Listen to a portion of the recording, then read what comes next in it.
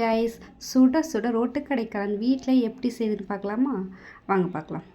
First வந்து cabbage வந்து நல்லா சின்ன சின்னதாக கட் பண்ணிவிட்டு வெங்காயமும் சேர்த்து கட் பண்ணி வச்சுங்க. நெக்ஸ்ட் வந்து ஒரு பவுலில் ட்ரான்ஸ்ஃபர் பண்ணதுக்கப்புறம் 1/2 கப் வந்து மைதா ஆட் பண்ணிங்க. கொஞ்சமாக அதில் தண்ணி ஊற்றிங்க. நெக்ஸ்ட் வந்து உப்பு போட்டுங்க. கொஞ்சம் பெப்பர் தூள், மிளகாய் தூள் போட்டு நல்லா கெட்டியாக பசைஞ்சு வச்சிங்க.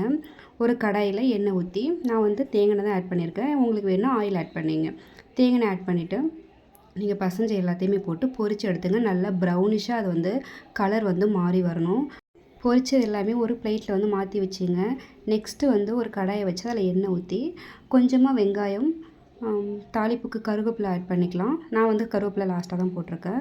நெக்ஸ்ட்டு வந்து நீங்கள் பொரிச்ச எல்லாத்தையுமே வந்து இதில் போட்டு நல்லா நீங்கள் அதை எல்லாமே உடச்சி விடணும். உடச்சி விட்டதுக்கப்புறம் ஒரு கப்பில் வந்து மைதா மாவு நல்லா தண்ணி ஊற்றி நல்லா கலந்து அதில் நீங்கள் ஆட் பண்ணிங்க. கொஞ்சமாக மறுபடியும் சால்ட் ஆட் பண்ணிக்கிட்டு மறுபடியும் பெப்பர் தூள், கரம் மசாலா தூள், மிளகாய் தூள், கலருக்கு வேணால் கேசரி பவுடர் நீங்கள் ஆட் பண்ணிக்கலாம். நெக்ஸ்ட் வந்து நான் வந்து இது சப்பாத்திக்கு தான் வச்சு சாப்பிட்டேன். நீங்கள் வந்து வெறுசாவே வச்சு சாப்பிட்லாம். பார்த்தீங்கன்னா ரோட்டு கடைக்கெல்லாம் வீட்டிலேயே செஞ்சு சாப்பிட்டுக்கலாம். இனிமேல் கடைக்கு போக வேண்டிய எந்த அவசியமும் இல்லை. தேங்க்யூ.